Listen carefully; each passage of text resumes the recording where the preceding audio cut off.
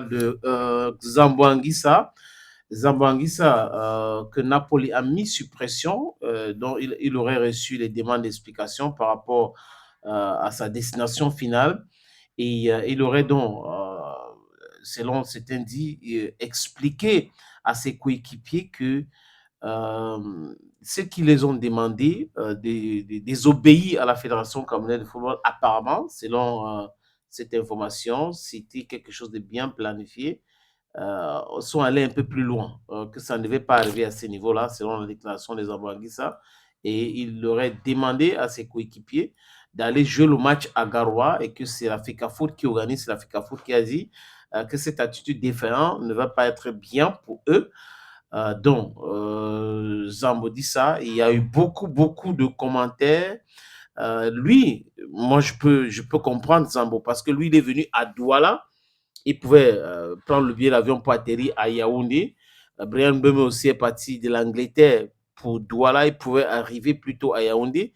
Christophe Aou, Simon Ngapandumbu, son club Valenciennes avait déjà communiqué même sur le lieu du match que c'est à Garoua dont ils ont reçu l'information de la Fédération camerounaise de football, comme les autres clubs. Donc, quand la FECAFOOT revient en disant qu'on ne voit pas les joueurs, ça pose un énorme problème parce que la police d'assurance a été souscrite pour ce joueur par la FECAFOOT.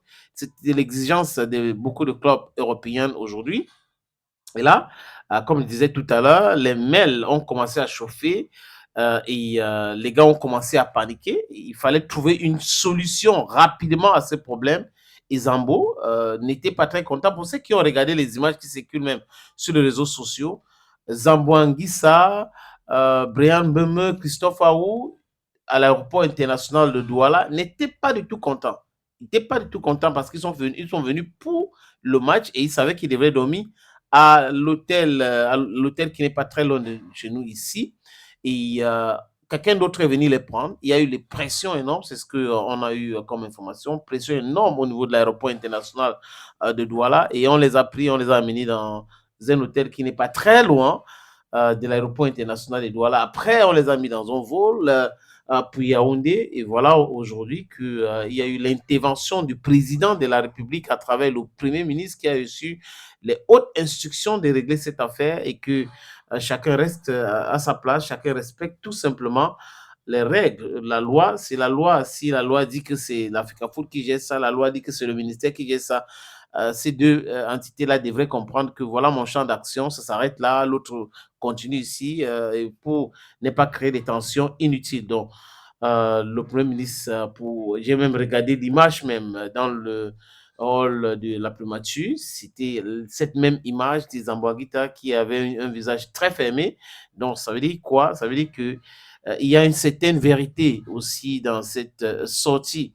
Mais bon, la prochaine fois, il faut juste dire dès le départ que vous n'êtes pas d'accord avec quelque chose. Parce que si il n'y avait pas des personnes tenaces en face, ça devait se dérouler comme vous avez décidé, désobéissance à la FECAFOOT et tout. La raison, c'était quoi? C'était quoi la raison qui vous a poussé à faire cela, les amis? On nous a. Donc, ça veut dire que ce sont les gens tapis dans l'ombre qui mettent la pression que faites ceci, faites cela, faites cela. Donc, vous êtes des professionnels, jouez au football tout simplement et laissez la FECAFOOT gérer avec les autres, la tutelle et autres, les problèmes administratifs, politico-administratifs. Vous ne devrez pas entrer là-dedans. La suite.